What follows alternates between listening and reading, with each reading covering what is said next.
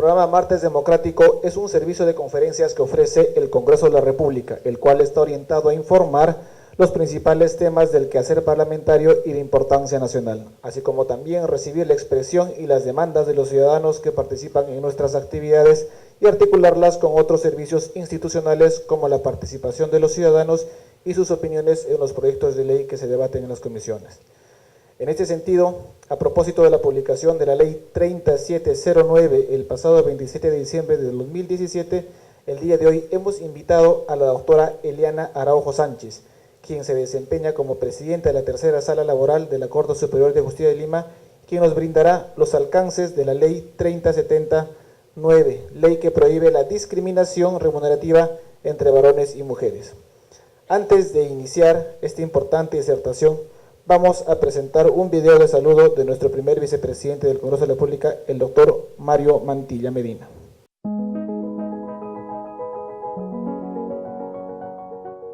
Bienvenidos.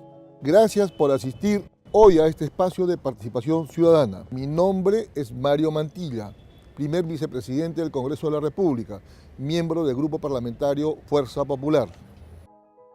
En este espacio podrás interactuar directamente con especialistas en temas de tu interés, además de opinar sobre proyectos de ley que se debaten en comisiones. Con tu compromiso generaremos una cultura de conocimiento que facilitará darle solución a diversos problemas de nuestra comunidad. Muchas gracias por su tiempo este martes democrático.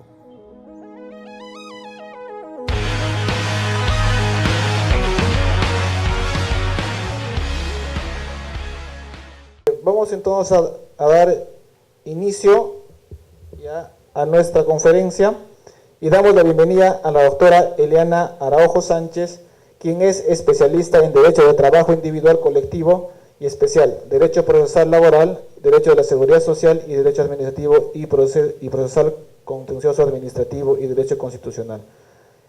Actualmente se encuentra como magistrada titular de segunda instancia, jueza superior y presidenta de la tercera sala laboral de la Corte Superior de Justicia de Lima, a quien le invitamos por favor y le otorgamos un fuerte voto de aplausos. Buenas tardes, agradeciendo la invitación efectuada. Voy a hacer la exposición de una forma muy sencilla para que sea apreciada por ustedes. Se trata de lo siguiente: los alcances de la Ley 30.709, que es la ley que prohíbe la discriminación remunerativa entre varones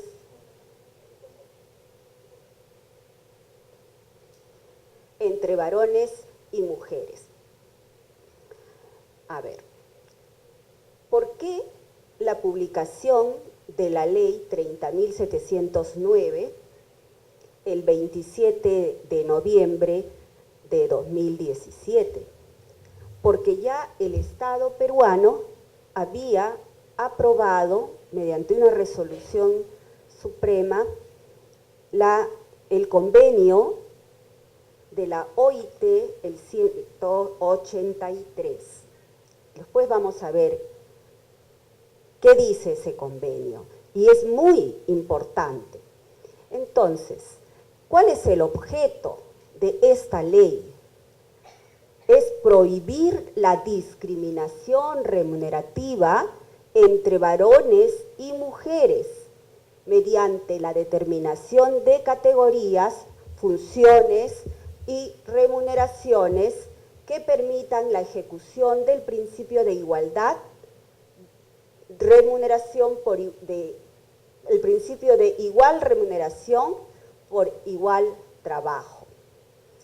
Y esto concordado con el artículo 1, el inciso 1 del artículo 26 de la Constitución Política.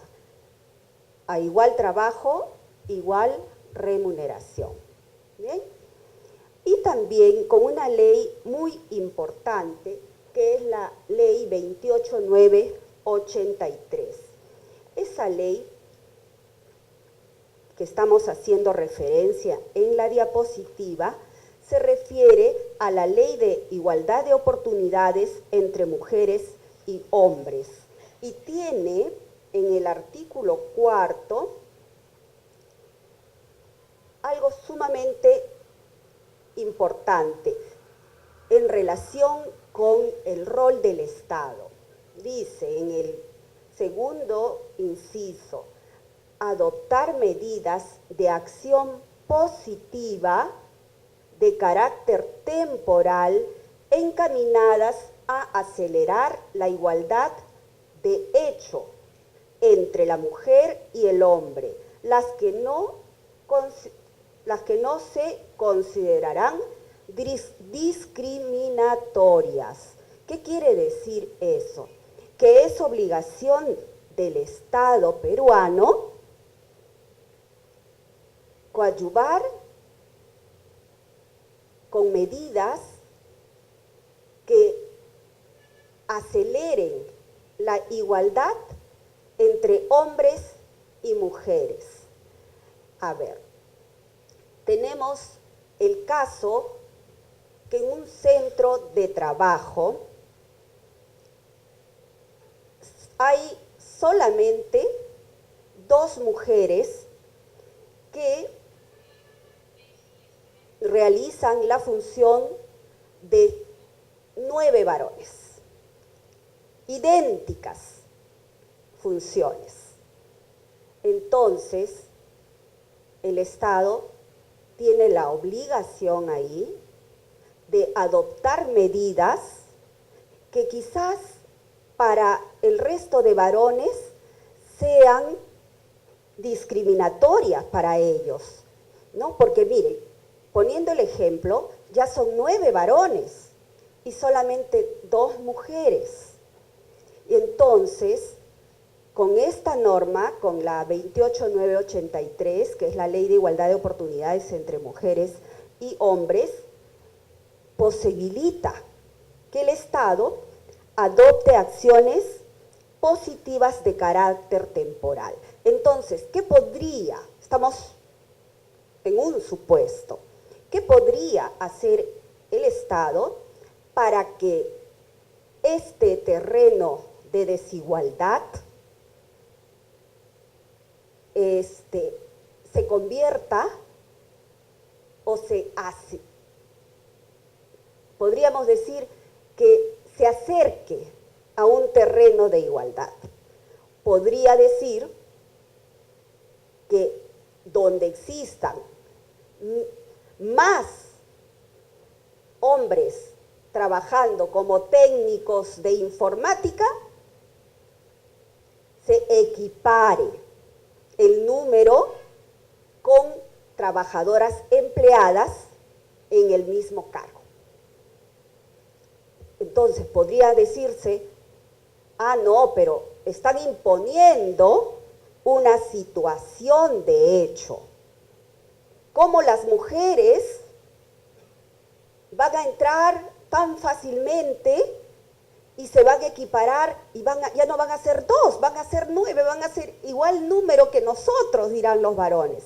Pero justamente esas acciones son positivas, temporales, hasta que se equipare el terreno de igualdad. ¿Bien?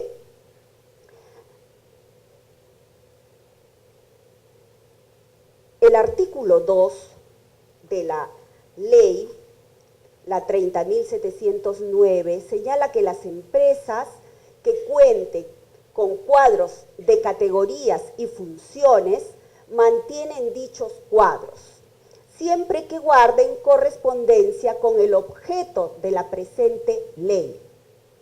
Las empresas que no tengan cuadros de categorías y funciones, los elaboran dentro de los 180 días de entrada en vigor de la ley. ¿Qué quiere decir esto? Que esta ley, para empezar, se aplica al sector público y al sector privado. Entonces, las empresas tienen la obligación, por imperio de esta ley, de elaborar Si es que no tienen, dentro de los 180 días de entrada en vigor la ley, tienen la obligación de elaborar cuadros de categorías y funciones, ¿no? Los famosos CAP y los famosos PAP, no sé si conocen, ¿no? Que corresponde al sector público. Y en el sector privado serán escalas remunerativas y escalas de puestos o categorías. Entonces es bien importante, porque ya no vamos a estar al arbitrio del empleador. 2 secretarias ingresan el mismo día, tienen las mismas calificaciones, pero una es amiga del gerente, es la sobrina del dueño. A una le ponen un sueldo de 10.000 y a la otra de 5. ¿Qué pasó ahí? No que yo ingresé igual el mismo día, hago las mismas labores, me quedo hasta bien tarde, tengo problemas en mi casa, porque no llego, discúlpeme, hay un mosquito que está molestando. Tengo problemas en mi casa. ¿Por qué? Porque no doy tiempo a la conciliación familiar. En España hay una ley de conciliación familiar. Acá ojalá que salga pronto. Pero me quedo, dice la otra secretaria, y me pagan 5.000. Y la señorita que hace las mismas funciones que yo, ha ingresado igual, incluso yo tengo más diplomados que ella, pero gana 10.000 y ella se va a su hora, nadie le reprocha si es que no se queda. ¿Qué está ocurriendo? Para evitar justamente esas desigualdades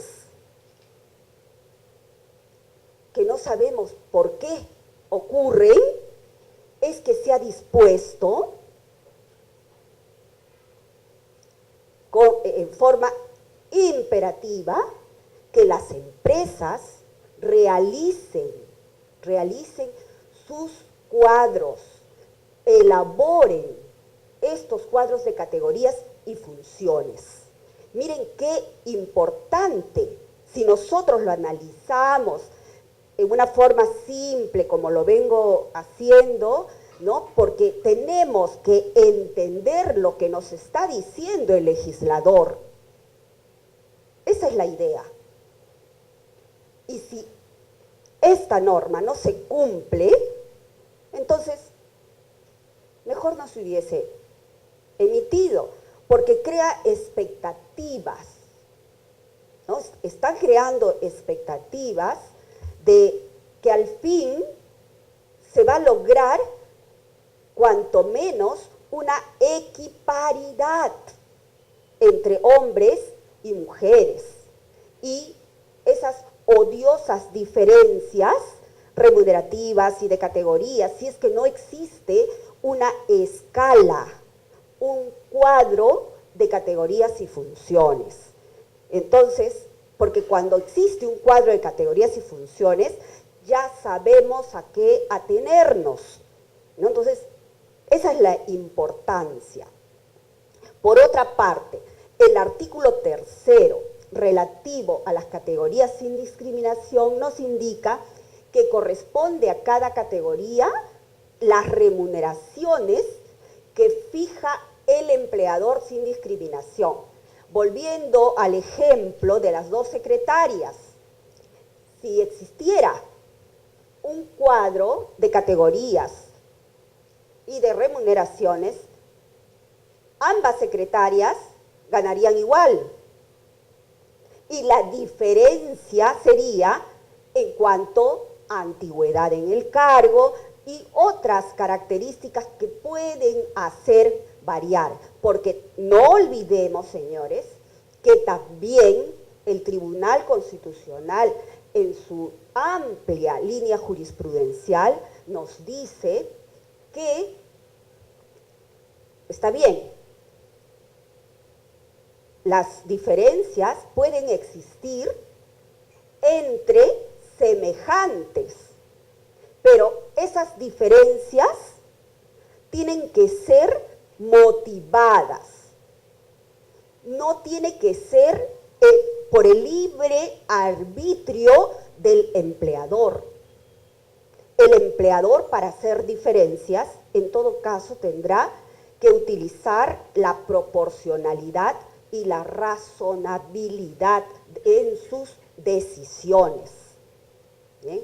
Claro, puede haber diferencias, siguiendo el ejemplo de 2 secretarias, en que la otra tiene 10 años más de servicios y obviamente va a haber una diferencia, pero todo ello tendrá que constar en ese cuadro de categorías y de funciones. ¿Bien? Entonces, ustedes han escuchado que yo he mencionado la igualdad, ¿no? El principio de igualdad. Entonces, este principio, que está consagrado constitucionalmente, como ya lo hemos referido, ese principio de igualdad de oportunidades sin discriminación se va a dar en 2 planos: ante la ley y la igualdad de oportunidades o de trato.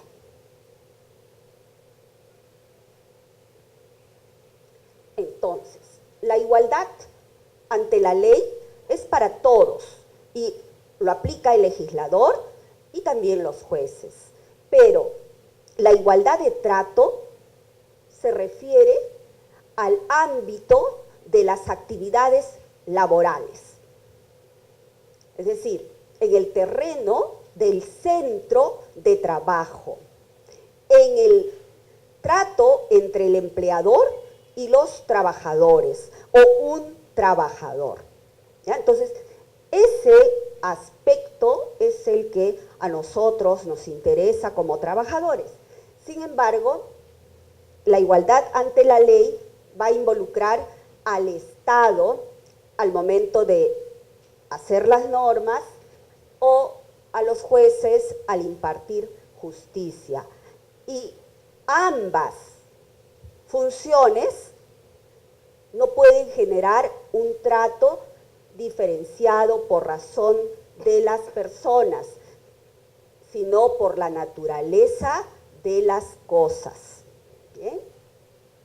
Y entonces, en cuanto a la igualdad de oportunidades o igualdad de trato, esta igualdad de trato obliga a que la conducta, ya sea del Estado o de los particulares, es decir, cualquier empleador, en relación a las actividades laborales, no origine una diferenciación no razonable y por ende arbitraria. Justamente lo que les explicaba, que las decisiones del empleador tienen que ser adoptadas en forma razonable y ponderada. Así es que el Tribunal Constitucional, en el expediente 008-2005-PI, que es proceso de inconstitucionalidad, es la TC, en su fundamento 23, nos habla de las 2 acciones, la acción directa y la acción indirecta. La acción directa es la conducta del empleador bajo una distinción basada en la razón,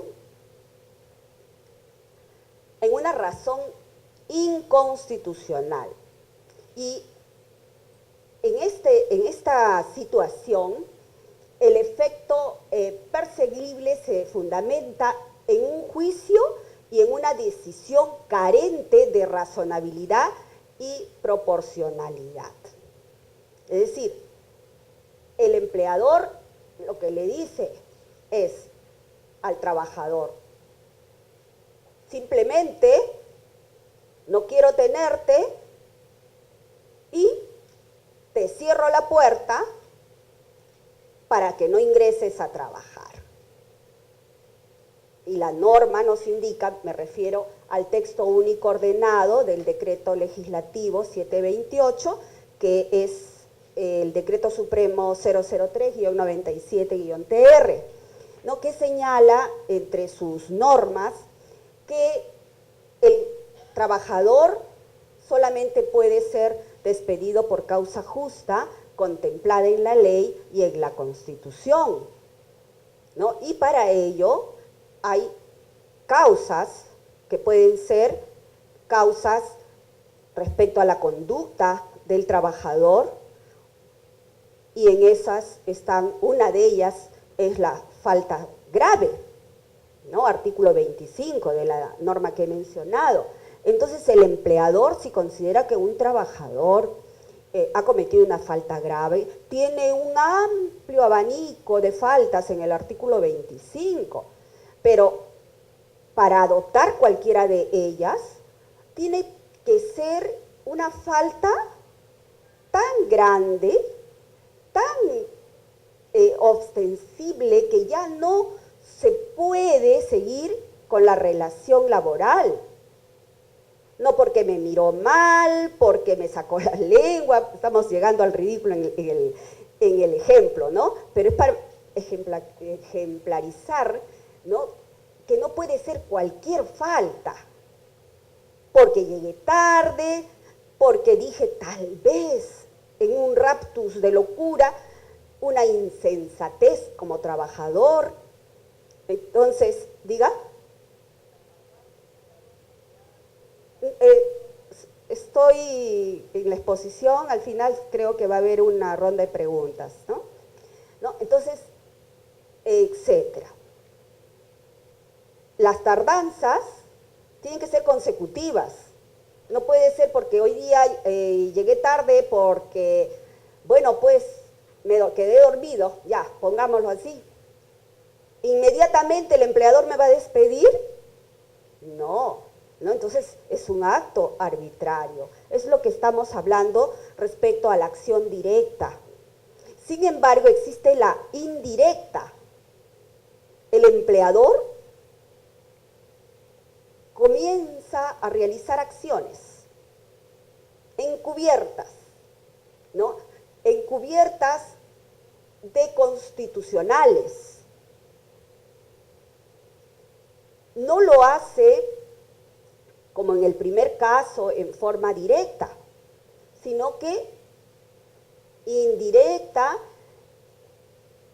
va haciendo diferencias antojadizas, ¿no? Como digo, revestidas de apariencia de constitucional. Por ejemplo, una evaluación laboral. Exijo como empleador conocimientos no vinculados a lo que va a ser ese trabajador. Llamo a los trabajadores a evaluación. ¿Pero qué nos va a evaluar si somos trabajadores de limpieza? ¿Qué conocimientos puedo pedir adicionales a un trabajador de limpieza? ¿Que sepa computación? ¿Para qué le va a servir? Entonces, mire, cuadro de categorías. Nuevamente regresamos al artículo de la ley. Descripción de funciones. Pero el empleador que quiere hacer uso de la acción indirecta, la hace y cesa indicando que no cumplió con los requisitos de la evaluación. Está revestido de formalidad. El empleador podrá decir, he seguido todos los pasos y este trabajador no ha cumplido con demostrar su eficiencia en el trabajo. Disculpe, ¿para qué quiere un trabajador que va a hacer limpieza pública tener conocimientos de computación? ¿O es que los quiere ascender a todos? Salvo así, ¿no? Cosa cambia. Entonces, este acto de diferenciación arbitraria definitivamente que crea un caos en el trabajo. ¿Por qué? Porque las relaciones humanas ya no van a ser las mismas. Hay desánimo en el propio trabajador. Entonces, nuevamente retornamos a que es importante que se creen estas categorías y estas clasificaciones.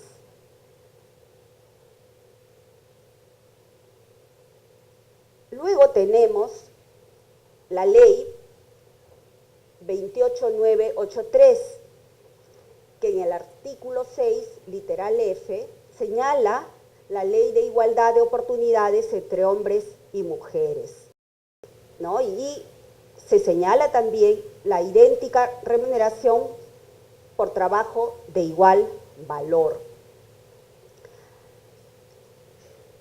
Pero ¿cómo vamos a lograr que ese trabajo sea recompensado tan igual que el trabajo que realiza cualquier varón? Solamente con la estipulación de un cuadro de categorías que efectivamente nos diga por ese trabajo, por esa ocupación, cuánto es lo que se va a remunerar. Entonces, miren lo importante que es que tengamos o que se reglamente también la ley 30.709. Ya se ha dicho que tiene que haber una reglamentación y más aún en la propia norma se da el plazo de los 180 días para aquellas empresas o empleadores que no tienen ese cuadro de puestos de trabajo o categorías. En lo que se refiere a la capacitación laboral, la entidad empleadora asegura que en sus planes de formación profesional y de desarrollo de capacidades laborales de sus trabajadores se garantice la igualdad entre mujeres y hombres. Y entonces, ¿qué quiere decir esto? Que el empleador, al momento de capacitar a sus trabajadores en general, va a tener que garantizar también en esas capacitaciones que realice, que se garantice la igualdad entre hombres y mujeres. Obviamente que habrá cargos que no va a poder hacer una madre en gestación. De repente es una empresa que va a capacitar, me pongo un ejemplo, va a capacitar en limpieza de ventanas de edificios. Una madre en gestación corre peligro y entonces ahí el empleador va a tener que aplicar su criterio, ¿no? El principio de razonabilidad. ¿Acaso esa trabajadora madre gestante va a pedir que también la incluyan en esa capacitación? No, porque no es razonable. Entonces, tenemos que considerar estos principios de razonabilidad, de proporcionalidad. Es sumamente importante que tanto como los empleadores como los trabajadores también consideren esos dos principios que estoy haciendo mención. Bueno, en cuanto a la brecha salarial, este dato es extraído del INEI, Instituto Nacional de Estadística. Entonces, ¿qué dice? Las mujeres ganan en promedio 29.2% menos que sus pares masculinos. Y también refiere que en términos educativos las mujeres, principalmente las jóvenes, están ahora más preparadas que sus pares masculinos, pero eso no se refleja en sus ingresos. Ahora, ustedes, acá hay un público de hombres y de mujeres, pero esta norma y estos datos no persiguen crear enfrentamientos, todo lo contrario. Los varones tienen que ver que estas son normas que intentan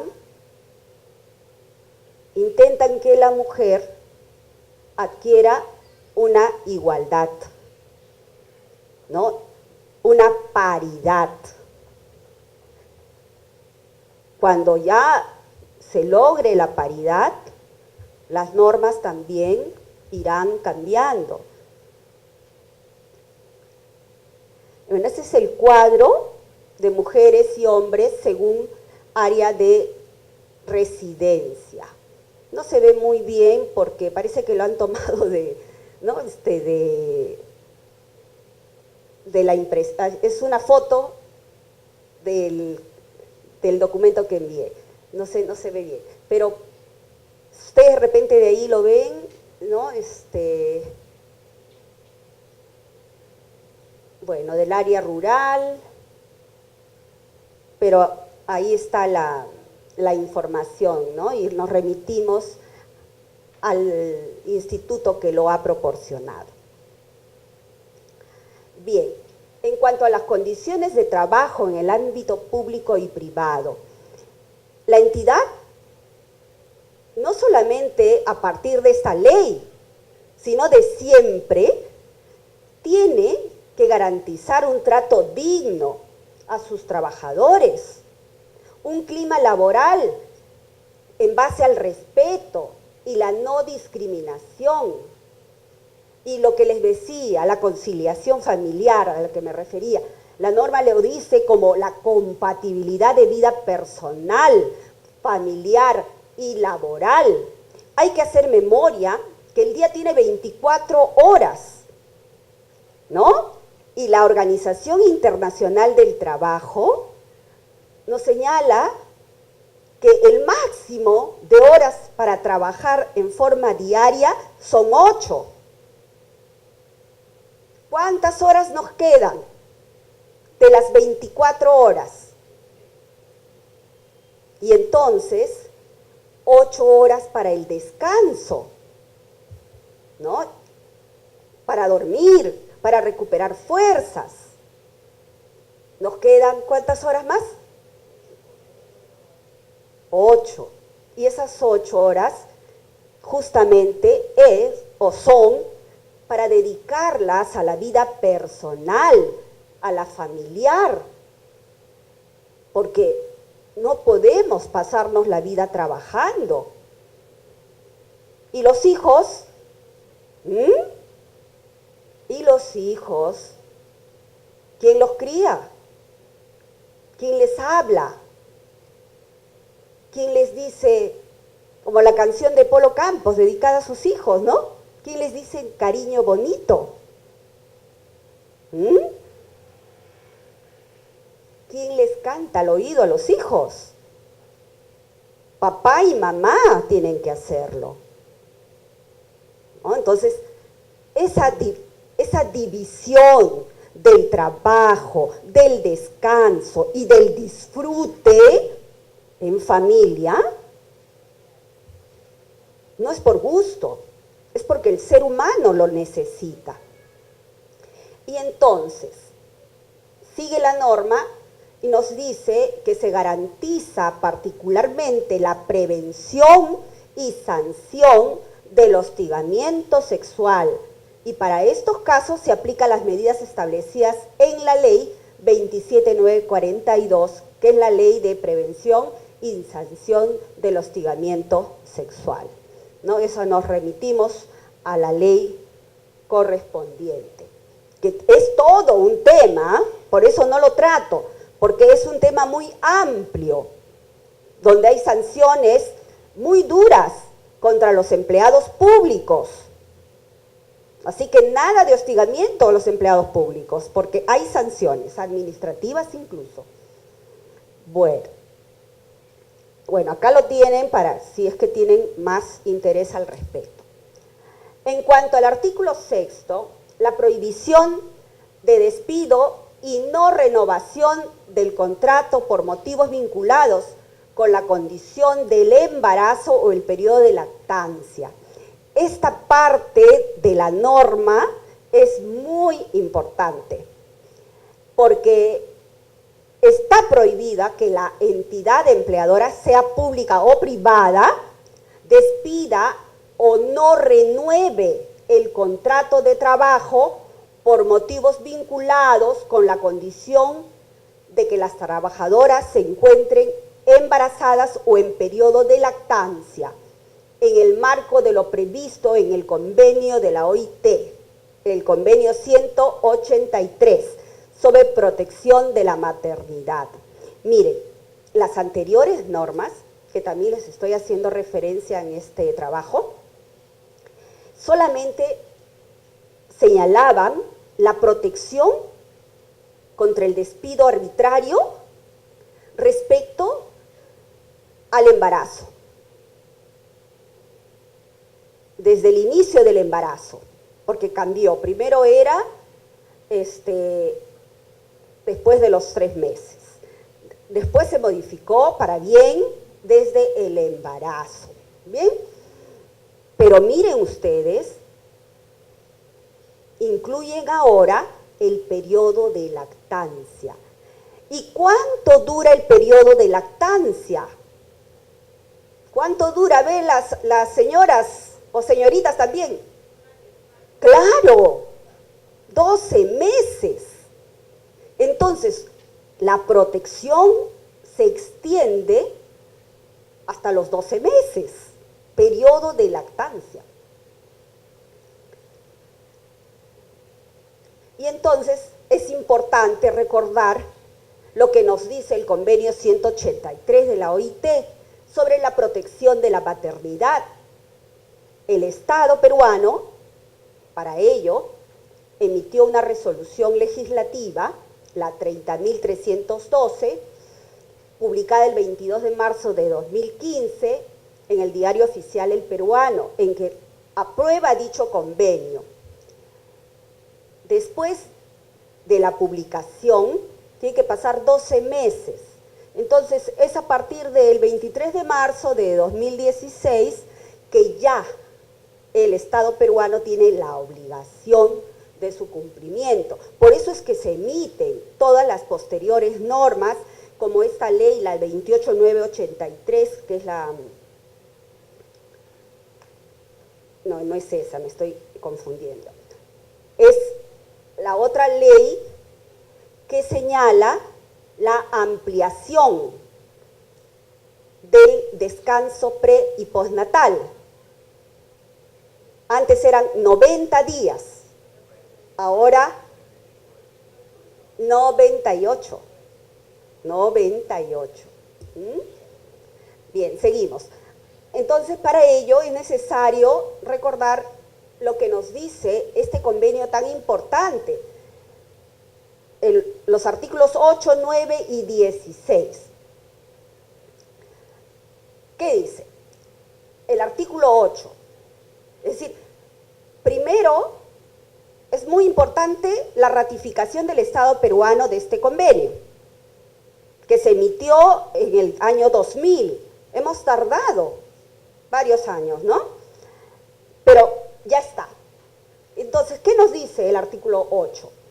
Se prohíbe al empleador que despida a una mujer que esté embarazada o durante la licencia mencionada en el artículo 4 o 5, o después de haberse reintegrado al trabajo, porque la mayoría de los despidos se daban cuando la mujer se reincorporaba al trabajo. Y claro, como ya no, la mujer tenía que salir rápido del centro de trabajo porque tenía que ir a atender al recién nacido, el empleador ya estaba aburrido. Y entonces le buscaba diversas faltas o pretextos y despedía a la trabajadora. Pues eso se acabó. ¿Por qué? Miren ustedes. Durante un periodo, después de haberse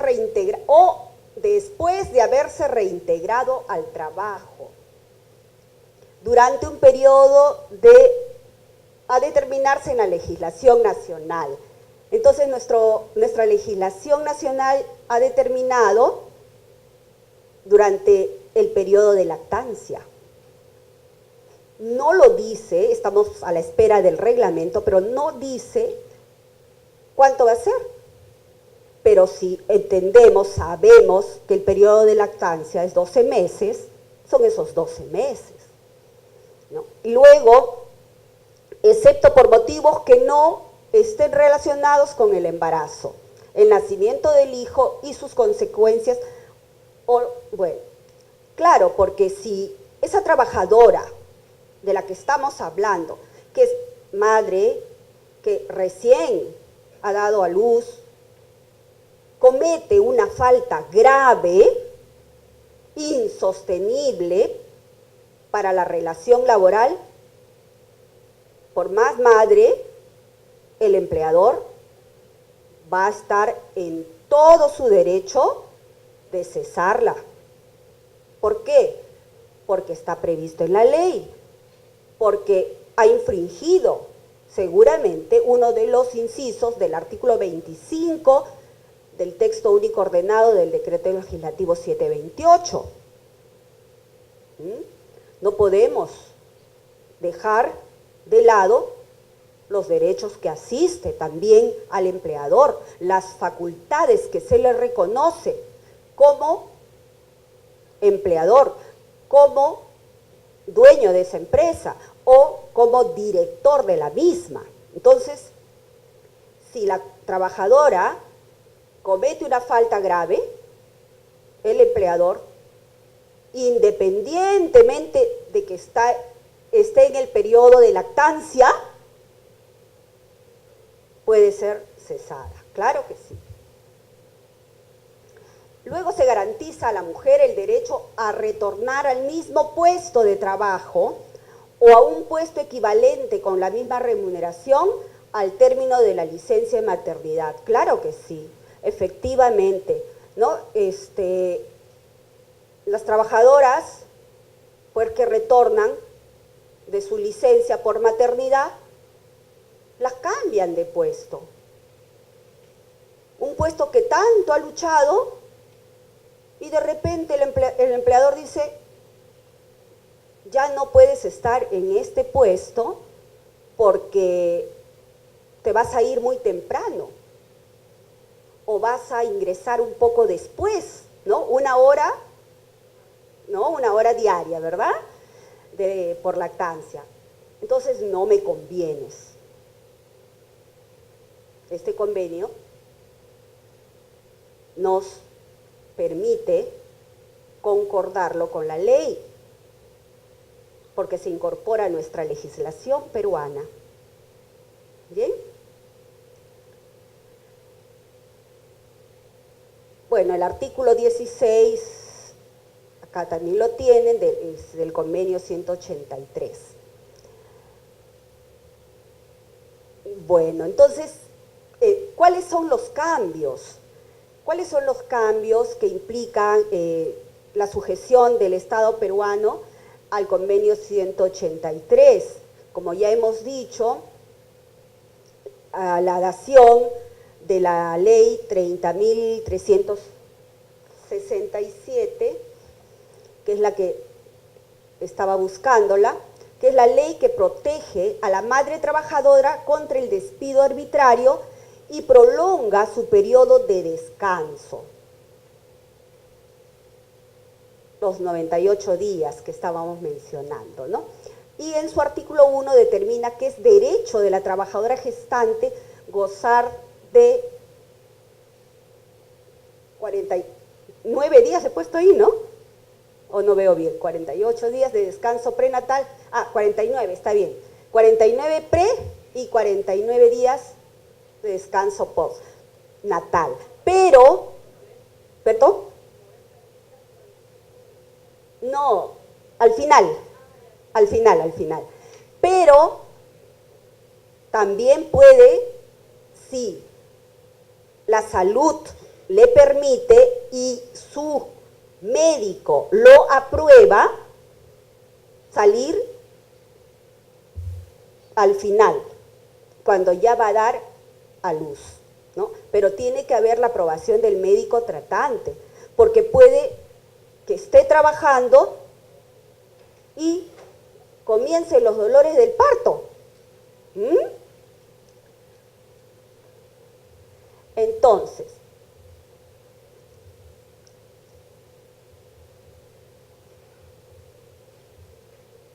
Entonces acá lo que veníamos diciendo, ¿no? Que con el convenio 183, ahora sí se permite que la trabajadora retorne al puesto en el que se desempeñaba antes de su descanso pre y postnatal.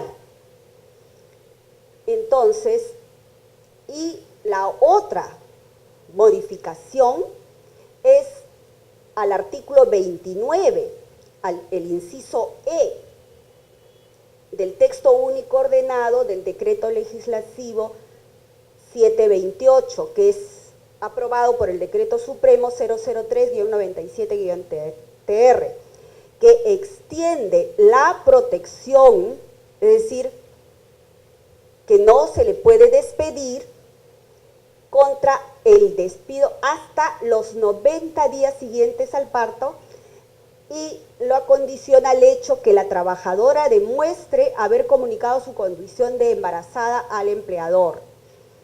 Pero esta norma ha sido superada. Y entonces, como les venía diciendo, se exige que la protección se extienda hasta después de la reincorporación de la trabajadora que ha dado a luz, ¿no?, por el periodo de lactancia. Durante todo el periodo de lactancia va a estar protegida. Y entonces, esta es la redacción anterior y la redacción actual. A ver, ahí vamos a hacer algo rapidito.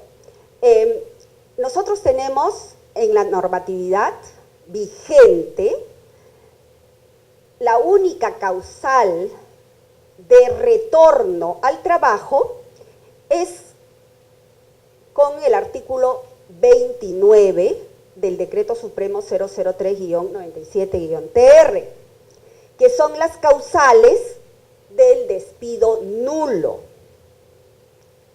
que nos posibilita el retorno al trabajo. Y las causales están debidamente señaladas en ese artículo 29. Sin embargo, hay otro tipo de despidos, como los despidos incausados y los despidos fraudulentos creados por el Tribunal Constitucional, y que ha tenido que ser de cierta forma regulada por la jurisprudencia de los jueces ordinarios del Poder Judicial, que vemos las causas laborales. Entonces, ese despido incausado, despido fraudulento, figuras creadas por el Tribunal Constitucional, ¿no? Y que se definen en la sentencia de un señor que se llama Carlos Bailón Flores, ¿no? Que es precedente vinculante. Bueno, ahí está definidas este tipo de despidos, pero que eran para todo el proceso constitucional, ¿no? Para los amparos constitucionales. Sin embargo, se ampliaron para la justicia ordinaria, lo que no está prevista en la ley material, ¿no? Es así como con la 29497, que es la nueva ley procesal de trabajo, se amplía, ¿no? De acuerdo al artículo 2, un proceso abreviado, ¿no? Que dice como pretensión única las reposiciones, ¿no? Entonces, ese tipo de despidos incausados y fraudulentos se ven a través de ese proceso abreviado, ¿no? Donde tampoco está permitido, y esto es también por un pleno en materia laboral, un pleno supremo, el pago de remuneraciones devengadas, que se pueden hacer o se pueden recurrir a través de la indemnización por daños y perjuicios, que es un proceso nacido en el derecho civil y traído a lo laboral. Pero bueno, entonces, la única figura que la ley nos permite para retornar al empleo es a través de la nulidad del despido.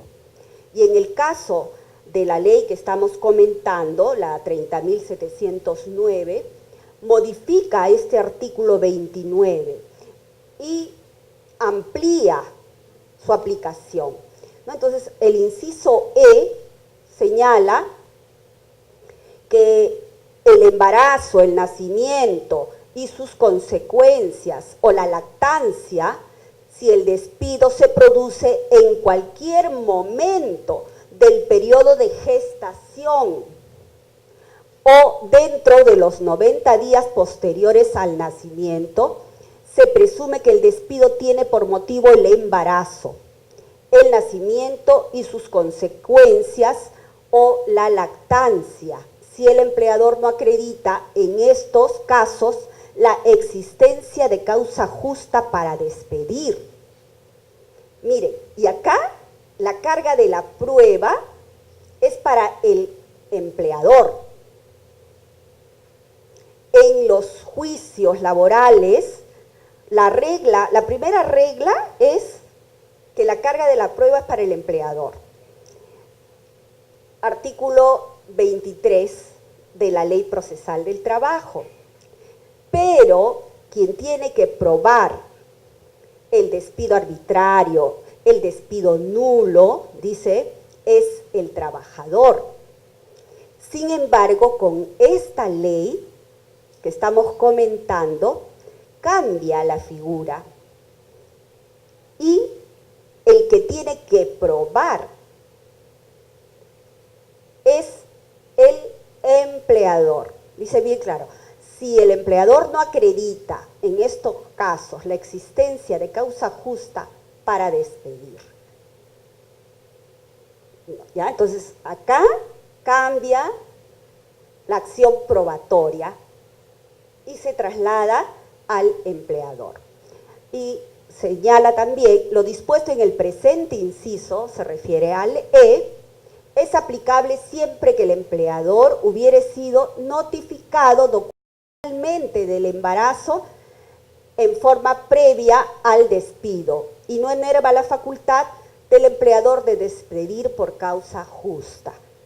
A ver, pero si la trabajadora está con 8 o 9 meses de gestación, ¿Será razonable que el empleador diga que no se dio cuenta que estaba embarazada? ¿Será necesario que se le presente al empleador una constancia de embarazo?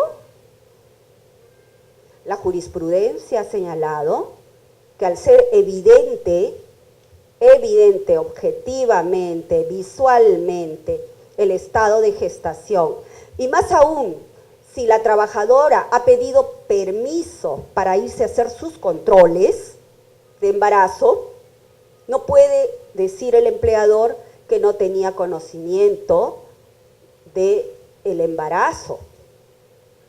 ¿Ven? Entonces, la ley está ahí para ser aplicada, pero hay que aplicarla también en forma razonable. Y en este caso, como les decía, ya la jurisprudencia ha indicado, ¿no?, en lo que les he estado comentando, que si bien es cierto, la ley dice, ¿no?, que el empleador tiene que ser notificado documentalmente del embarazo en forma previa al despido.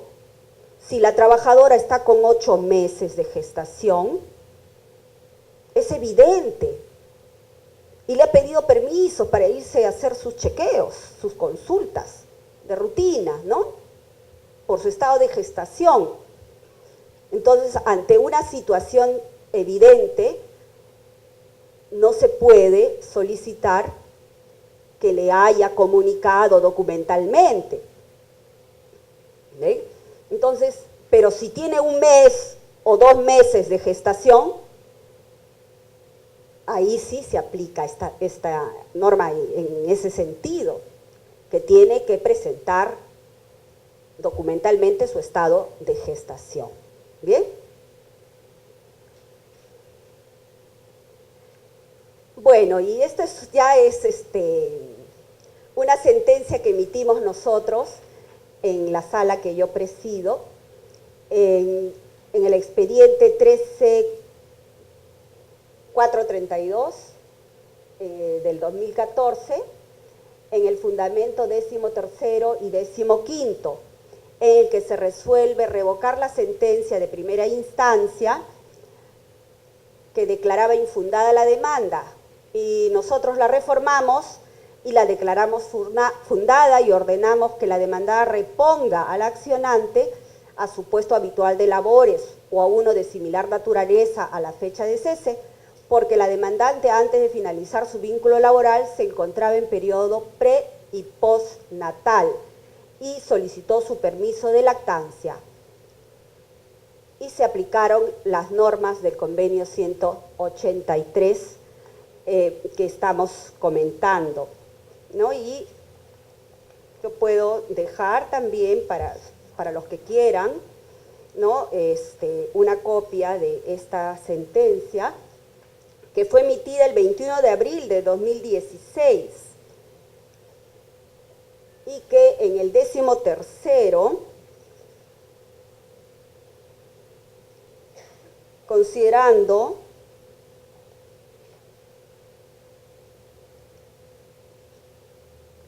decimos que la demandante se encontraba protegida por el artículo 23 de la Constitución Política del Perú, que señala que el trabajo en sus diversas modalidades es objeto de atención prioritaria del Estado, el cual protege especialmente a la madre, al menor de edad y al impedido que trabaja. Siendo que, como se tiene de fojas 14 a 16, la demandante, antes de finalizar su relación laboral, se encontró en periodo de pre- y postnatal, y además, con fecha 3 de marzo de 2014, solicitó permiso por lactancia a partir del 31 de marzo de ese mismo año, circunstancias en las que se da por finalizado el vínculo laboral de la demandante, para lo cual es aplicable el artículo 1 de la Carta Magna, que la defensa de la persona humana y el respeto de su dignidad son el fin supremo de la sociedad y del Estado. Y sigue.